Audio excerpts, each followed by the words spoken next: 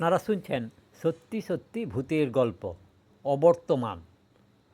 সমস্তটা দিন বন্দুক কাঁধে করে একটা চখার পেছনে ঘুরে ঘুরে ক্লান্ত হয়ে পড়েছিলাম। যারা কখনো এ কার্য করেওনি তারা বুঝতে পারবেন না হয়তো যে ব্যাপারটা ঠিক কী জাতীয়। ধু ধু করছে বিরাট বালির চর, মাঝে মাঝে ঝাউ গাছের ঝোপ, এক ধার দিয়ে শীতের শীর্ণ গঙ্গা বইছে। চারদিকে জনমানসদের চিহ্ন নেই। হু হু করে তীক্ষ্ণ হাওয়া বইছে একটা। কলহগাঁয়ের খেয়াঘাটে গঙ্গা পেরিয়ে প্রায় ক্রোশ দুই বালির চড়া ভেঙে আমি ওই পারিপার্শ্বিকের মধ্যে এসে উপস্থিত হয়েছিলাম সকালবেলায়। সমস্ত দিন বন্দুক কাঁধে করে ঘুরে বেড়াচ্ছি। বালির চড়া ভেঙে ভেঙে কতখানি যে হেঁটেছি, খেয়াঘাট থেকে কত দূরেই বা চলে এসেছি তা খেয়াল ছিল না। তবে মনে হচ্ছিল সারা জীবন ধরে যেন হাঁটছি হাঁটছি তো হাঁটছি, অবিশ্রান্ত হেঁটে চলেছি। চতুর চখাটা কিছুতেই আমার বন্দুকের মধ্যে আসছে না, ক্রমাগত এড়িয়ে এড়িয়ে উড়ে পালাচ্ছে। আমি এই অঞ্চলে আগন্তুক, এসেছি ছুটিতে বন্ধুর বাড়িতে বেড়াতে। আমি নেশাখোর লোক, একটি আধটি নয়, 3টি নেশা আছে আমার: ভ্রমণ, সঙ্গীত এবং শিকার। এখানে সে যেই শুনলাম খেয়াঘাট পেরিয়ে কিছু দূরে গেলেই গঙ্গায় পাখি পাওয়া যাবে, লোভ সামলাতে পারলাম না। বন্ধু কাঁধে করে বেরিয়ে পড়লাম। লোভ শুনে মনে করবেন না যে আমি মাংস খাওয়ার লোভেই পাখি মারতে বেরিয়েছি, তা নয়। নিরামিষাশী আমি, আলু ভাতে ভাত পেলেই আমি সন্তুষ্ট। খেয়াঘাট পেরিয়ে সকালে চরে এসে প্রথম যখন পৌঁছিলাম তখন হতাশ হয়ে পড়তে হলো আমাকে। কোথায় পাখি? ধু ধু করছে বালির চড়া, আর কোথাও কিচ্ছু নেই। গঙ্গার বুকে দু একটা উড়ন্ত মাছরাঙা ছাড়া পাখি কোথায়? বন্দুক কাঁধে করে ঘুরে ঘুরে বেড়াচ্ছি, এমন সময় কাঁ শব্দটা কানে এলো। ভয়ে চন্দ্রবিন্দু আকারে আর অয়ে চন্দ্রবিন্দু আকার দিয়ে যে শব্দটা হয়, সখার শব্দটা ঠিক সেই রকম নয়, তবে অনেকটা কাছাকাছি বটে। কাঁ শুনেই বুঝলুম চখা আছে কোথাও কাছে পিঠে। একটু এগিয়ে গিয়ে দেখি, হাঁ ঠিক চখাই বটে। কিন্তু আশ্চর্য হয়ে গেলাম মাত্র একটি দেখে। চখারা সাধারণত জোড়ায় জোড়ায় থাকে। বুঝলাম দম্পতির একটিকে কোনো শিকারী আগেই শেষ করে গেছেন। এটিও ভবযন্ত্রণা আমাকেই ঘোচাতে হবে। সাবধানে এগুতে লাগলাম। কাঁ চখা উড়ে গেল। উড়বে জানতাম, চখা মারা সহজ নয়। দাঁড়িয়ে রইলাম খানিকক্ষণ। বেশ খানিকক্ষণ ঘুরপাক খেয়ে আবার সাবধানে এগুতে লাগলাম। কাছাকাছি এসেছি, বন্দুকটি বাগিয়ে বসতে যাব, আর অমনি কাঁ উড়ে গেল। বিরক্ত হলে চলবে না, চখা শিকার করতে হলে ধৈর্য চাই। এবার চখাটা একটু কাছেই বসলো, আমিও বসলাম। উপর্যুপরি তাড়া করা ঠিক নয়, একটু বসুক। একটু পরেই উঠলাম আবার ধীরে ধীরে এগুতে লাগলাম, কিন্তু উল্টো দিকে। পাখিটা মনে করুক যে আমি তার আশা ছেড়ে দিয়েছি, চলে যাচ্ছি যেন। কিছু দূর গিয়ে ও ধার দিয়ে ঘুরে তারপর বিপরীত দিক দিয়ে কাছে আসা যাবে। বেশ কিছুক্ষণ ঘুরতে হলো, প্রায় মাইল খানেক। গুড়ি মেরে খুব কাছেও এসে পড়লাম, কিন্তু তাক করে ঘোড়াটি যেই টিপতে যাব, আর অমনি কাঁ ফের উড়ল। উড়তেই লাগলো অনেকক্ষণ ধরে, কিছুতেই আর বসে আসে না। অনেকক্ষণ পরে বসলো যদি, কিন্তু এমন একটা বেখাপ্পা জায়গায় বসলো যে সেখানে যাওয়া মুশকিল। যাওয়া যায়, কিন্তু গেলেই দেখতে পাবে। আমার কেমন লোক চড়ে গেল, মারতেই হবে পাখিটাকে। সোজা এগিয়ে চললাম। আমি ভেবেছিলাম একটু এগুলেই উড়বে, কিন্তু উড়ল না। যতক্ষণ না কাছাকাছি হলাম, ঠায় বসে রইল। মনে হলো অসম্ভব বুঝি সম্ভবও হয়। কিন্তু যেই বন্দুকটি তুলেছি, আর অমনি কাঁ। এবারেও এমন জায়গায় বসলো যার কাছে পিঠে কোনো আড়াল আবডাল নেই, চতুর্দিকেই ফাঁকা। কিছুতেই বন্দুকের নাগালের মধ্যে পাওয়া যাবে না। বাধ্য হয়ে সোজা এগিয়ে গিয়ে উড়িয়ে দিতে হলো। এবার গিয়ে বেশ ভালো জায়গা বসলো।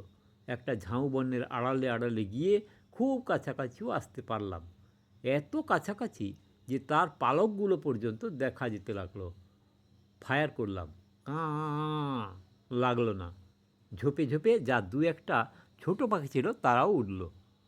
মাছরাঙাগুলো চেঁচাতে শুরু করে দিল। সমস্ত ব্যাপারটা থিতুতে আধ ঘন্টারও উপর লাগলো। নদীর ঠিক বাঁকের মুখটাতেই বসলো আবার চোখাটা গিয়ে। আমি বসেছিলুম একটা বালির ঢিপির উপর। মুশকিল হলো, উঠে দাঁড়ালেই দেখতে পাবে। উঠলাম না, শুয়ে পড়ে গিরগিটির মতো বুকে হেঁটে হেঁটে এগুতে লাগলাম। কিন্তু কিছু দূর গেছি আর আমি কাঁ, আমার মাথাটাই দেখা গেল না। না বালির স্তর দিয়ে কোনো রকম স্পন্দনই গিয়ে পৌঁছালো তার কাছে, তা বলতে পারি না। উঠে দাঁড়ালাম, রোখ আরও চড়ল। হঠাৎ নজরে পড়ল সূর্য অস্ত যাচ্ছে, নদীর জল রক্তরাঙা। পাখিটাও পাড়ের চরে গিয়ে বসেছে। সমস্ত দিন আমি ওকে বিশ্রাম দিইনি, ও আমাকে দেয়নি। এখন দুজনে দুপারে চুপ করে রইলাম। সূর্য ডুবে গেল। অস্তমান সূর্য কিরণে গঙ্গার জলটা যেন জ্বলন্ত লাল দেখাচ্ছিল। সূর্য ডুবে যাওয়াতে ততটা রইল না। আসন্ন সন্ধ্যার অন্ধকারে স্নিগ্ধ হয়ে উঠল চতুর্দিক। সমস্ত অন্তরেও কেমন যেন একটা বিষণ্ণ বৈরাগ্য জেগে উঠতে লাগলো ধীরে ধীরে। পূরবী রাগিনী যেন মূর্ত হয়ে উঠল আকাশে, বাতাসে, নদী তরঙ্গে। হঠাৎ মনে পড়ল, বাড়ি ফিরতে হবে। কত রাত হয়েছে জানি না। ঘুরে ঘুরে বেড়াচ্ছি গঙ্গার চরে চরে। রাস্তা হারিয়ে ফেলেছি। মধ্য গগনে পূর্ণিমার চাঁদ, চতুর্দিকে জ্যোৎস্নায় ভেসে যাচ্ছে। অনেকক্ষণ ঘুরে ঘুরে শেষে বসলাম একটা উঁচু জায়গা দেখে। অনেকক্ষণ চুপ করে বসে রইলাম। এমন একটা জীবনে আর কখনো পড়িনি। প্রথম প্রথম একটু ভয় করছিল যদিও, কিন্তু খানিকক্ষণ পরে ভয়ের বদলে মোহ এসে আমার সমস্ত প্রাণ, মন, সত্তা অধিকার করে বসল। আমি মুগ্ধ হয়ে বসে রইলাম। মুগ্ধ হয়ে প্রকৃতির অনাবিল সৌন্দর্য দেখতে লাগলাম। মনে হলো, কত জায়গায় কতভাবে ঘুরেছি, প্রকৃতির এমন রূপ আর কখনো চোখে পড়েনি। রূপ নিশ্চয়ই ছিল, আমার চোখে পড়েনি। নিজেকে কেমন বঞ্চিত বলে মনে হতে লাগলো। তারপর সহসা মনে হলো, আজীবন সব দিক দিয়েই তো আমি বঞ্চিত। জীবনের কোন স্বাদটাই বা পুরোপুরি পূর্ণ হয়েছে? জীবনে 3টি শখ ছিল, ভ্রমণ, সঙ্গীত, শিকার। ভ্রমণ করেছি বটে, ট্রেনে স্টিমারে চেপে এখানে ওখানে গেছি, কিন্তু তাকে কি ভ্রমণ বলে? হিমালয়ের উচ্চ চূড়ায়, সাহারার দিগন্ত প্রসারিত অনিশ্চয়তায়, ঝঞ্ঝাক্ষুব্ধ সমুদ্রের তরঙ্গে, হিম শীতল মেরু প্রদেশে ভাসমান তুষার পর্বত শৃঙ্গে যদি না ভ্রমণ করতে পারলাম, তাহলে আর কী হলো? সঙ্গীতেও ব্যর্থকাম হয়েছি। সা রে গা মা সেধেছি বটে, কিন্তু সঙ্গীতের আসল রূপটি আলেয়ার মতো চিরকাল এড়িয়ে এড়িয়ে গেছে আমাকে। সেদিন অত চেষ্টা করেও বাগেশ্রীর করুণ গম্ভীর রূপটি কিছুতেই ফুটিয়ে তুলতে পারলাম না সেতারে। ঠিক ঘাটে ঠিকভাবেই আঙুল পড়ছিল, কিন্তু সেই সুরটি ফুটল না, যাতে আত্মসম্মানী গম্ভীর ব্যক্তির নির্জন রোদনের অবাঙ্ময় বেদনমূর্ত হয়। শিকারি বা কি এমন করেছি জীবনে? সিংহ, হাতি, বাঘ, গন্ডার কিছুই মারিনি, মেরেছি পাখি আর হরিণ। আজ তো সামান্য একটা চোখার কাছে হার মানতে হলো। কাঁ কাঁ কাঁ। চমকে উঠলাম। ঠিক মাথার উপরে চোখাটা চক্রাকারে ঘুরে বেড়াচ্ছে।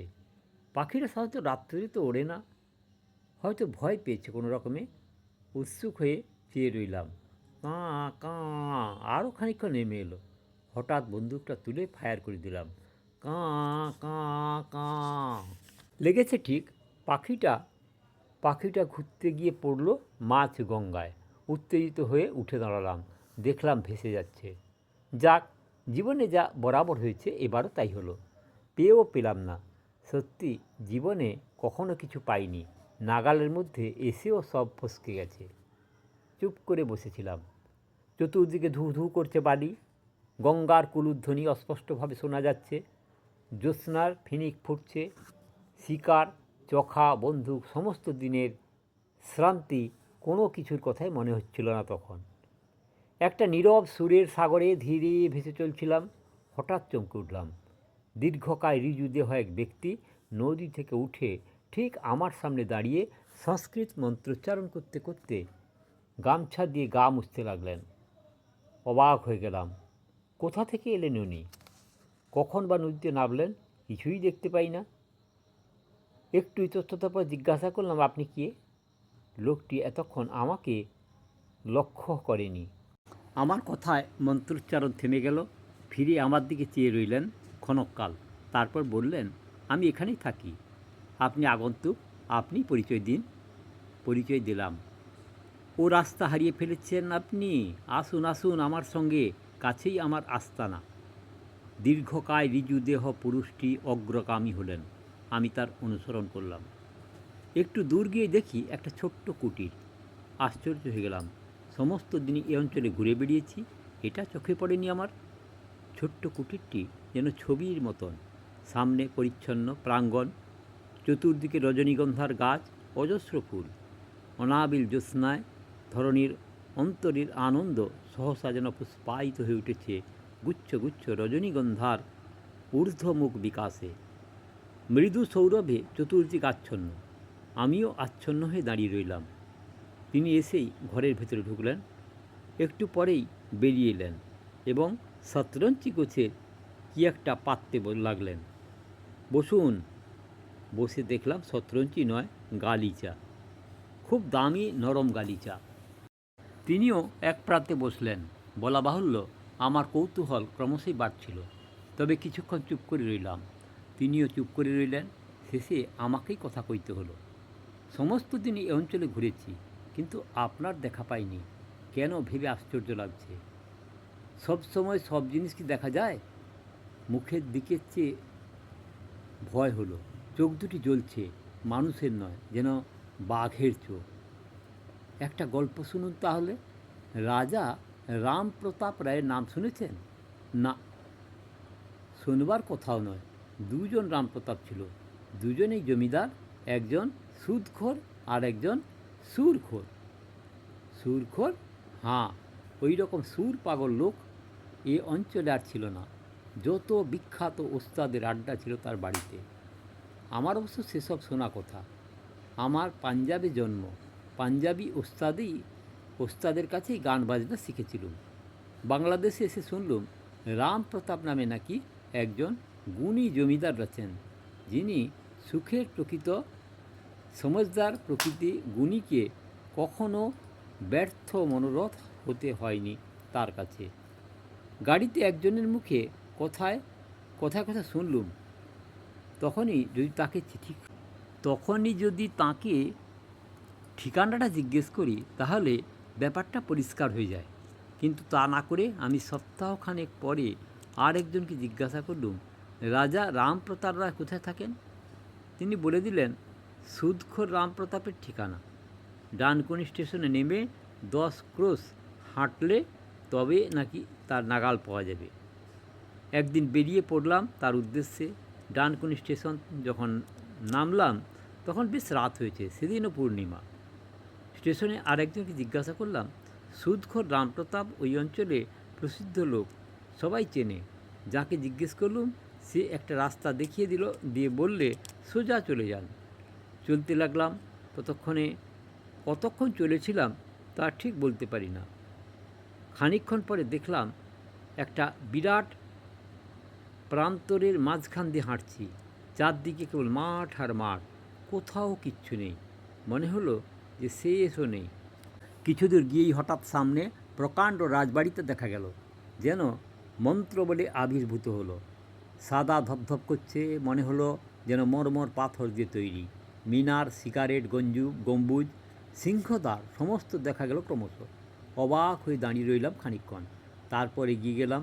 প্রকাণ্ড সিংহদ্বারের দুপাশে দেখি দুজন বিরাট আকায় দারোয়ান বসে আছে। দুজনেই নিবিষ্ট চিত্তে গোঁফ পাকাচ্ছে বসে। ভেতরে ঢুকবো কিনা জিজ্ঞাসা করলাম, কেউ কোনো উত্তর দিল না। গোঁফই পাকাতে লাগলো। একটু ইতস্তত করে শেষে ঢুকে পড়লাম। তারা বাধা দিলেন না। ভেতরে ঢুকে দেখি বিরাট ব্যাপার। বিশাল জমিদার বাড়ি জমজম করছে। প্রকাণ্ড কাছারি বাড়িতে বসে আছেন সারি সারি গোমাস্তারা। কেউ লিখছে, কেউ টাকা গুনছে, কেউ কেউ কানে কলম গুঁজে খাতার দিকে চেয়ে আছে। সবারই গম্ভীর মুখ। সামনে চত্বরে বসে আছে অসংখ্য প্রজা সারি সারি। সবাই কিন্তু চুপচাপ, কারও মুখে টু শব্দটি নেই। আমি তানপুরা ঘাড়ে করে এদিক ওদিক ঘুরে বেড়াতে লাগলাম। কেউ আমার দিকে ফিরেও চাইলে না। আমারও সাহস হলো না কাউকে কোনো কথা জিজ্ঞাসা করতে। আমি ঘুরেই বেড়াতে লাগলাম। আমার মনের ইচ্ছা রাজা রাম প্রতাপকে গান শোনাবো। কিন্তু হঠাৎ দেখলাম কিছু দূরে ছোট্ট একটা বাগান রয়েছে। বাগানের মধ্যে ধপধপে সাদা মার্বেল পাথরের উঁচু চৌতরা, আর সেই চৌতরার উপরে কে একজন ধপধপে সাদা তাকিয়া ঠেস দিয়ে প্রকাণ্ড একটা গড়গড়ায় তামাক খাচ্ছেন। গড়গড়ার কুণ্ডলি পাকানো নলের জরিগুলো জ্যোৎস্নায় চকমক করছে। বাগানে ছোট্ট একটা গেট, গেটের দুপাশে দীর্ঘ চাপসার প্রায় দুজন দারোয়ান দাঁড়িয়ে আছে, ঠিক যেন পাথরের প্রতিমূর্তি। কেমন করে জানি না, আমার দৃঢ় ধারণা হলো ইনি রাজা রামপ্রতাপ। এগিয়ে গেলাম। দারোয়ান দুজন নিস্পন্দ হয়ে দাঁড়িয়ে রইল, বাধা দিল না। রাজা রামপ্রতাপের কাছাকাছি এসে ঝুঁকে প্রণাম করলাম একবার। তিনি গম্ভীরভাবে মাথাটি নাড়ালেন এবং একবার শুধু। আস্তে আস্তে বললাম, হুজুরকে গান শোনাবো বলে এসেছি, যদি হুকুম করেন। তিনি সোজা হয়ে উঠে বসলেন, হাতের ইঙ্গিতে আমাকেও বসতে বললেন। তারপর কখন যে আমি দরবারির নাকাড়ার আলাপ শুরু করেছি, আর ততক্ষণ ধরে যে সে আলাপ চলেছে তা আমার কিছুই মনে নেই। যখন হুঁশ হলো তখন দেখি এক ছড়া মুক্তোর মালা তিনি আমার গলায় পরিয়ে দিচ্ছেন। মালাটা দেখবেন। কুটিরের ভেতর ঢুকে গেলেন তিনি। পরমুহূর্তে তিনি বেরিয়ে এসে এক ছড়া মুক্তোর মালা নিয়ে, এমন সুন্দর এবং এত বড় বড় মুক্তো আমি আর দেখিনি কখনো। তারপর আমাকে মালা পরিয়ে দিয়ে তিনি আস্তে আস্তে উঠে গেলেন। আমি চুপ করে বসে রইলাম। তারপর কখন ঘুমিয়ে পড়েছি কিছুই মনে নেই। সকালে যখন ঘুম ভাঙলো তখন দেখি রাজবাড়ির কাছারি চৌতারা, লোকজন কোথাও কিচ্ছু নেই। ফাঁকা মাঠের মাঝখানে আমি একা শুয়ে উঠছি। একা কীরকম? সবিস্ময়ে প্রশ্ন করলাম। হ্যাঁ, ফাঁকা মাঠের মাঝখানে একা, কেউ নেই। পরে খোঁজ নিয়ে জানলাম গুণী রাজা রামপ্রতাপ অনেক দিন হলো মারা গেছেন। বেঁচে আছেন সেই সুদখোর বেটা। তার বাড়ির পথ সবাই আমাকে বলে দিয়েছিল, কিন্তু আমার মনের একান্ত ইচ্ছে ছিল গুণী রামপ্রতাপকে গান শোনাবার। তাই তিনি মাঠের মাঝখানে আমাকে দেখা দিয়ে আমার গান শুনে বকশিশ দিয়ে গেলেন। কিছুক্ষণ দুজনেই চুপ করে রইলাম। কতক্ষণ তা মনে নেই। হঠাৎ তিনি জিজ্ঞাসা করলেন, গান শুনবেন? যদি আপনার অসুবিধা না হয়। অসুবিধা আবার কি? সুরের সাধনা করবার জন্যই আমি এই নির্জন বাস ধরেছি। আবার উঠে গেলাম। কুটিরের ভেতর থেকে বিরাট এক তানপুরা বার করে বললেন, বাগেশ্বরী আলাপ করে শুনুন। শুরু হয়ে গেল বাগেশ্বরী। এরপর বাগেশ্বরীর আলাপ আমি কখনো শুনিনি, যা নিজে আমি কখনো আয়ত্ত করতে পারিনি। কিন্তু যা আয়ত্ত করতে চেয়েছিলাম তাই যেন শুনলাম আজ। কতক্ষণ শুনেছিলাম মনে নেই। কখন ঘুমিয়ে পড়েছিলাম তাও জানি না। ঘুম ভাঙল যখন তখন দেখি আমি সেই ধুধু বালির চড়ায় একা শুয়ে আছি, কোথাও কেউ নেই। উঠে বসলাম। উঠতেই নজরে পড়ল চখাটা চরে বেড়াচ্ছে, মরেনি। আপনারা এতক্ষণ শুনছিলেন ভূতের গল্প অবর্তমান, লেখক বনফুল। দয়া করে সাবস্ক্রাইব করবেন, লাইক করবেন, শেয়ার করবেন। আর এরকম আরও ভিডিও দেখতে হলে কাকনবাসীতে ক্লিক করে ভিডিও দেখুন।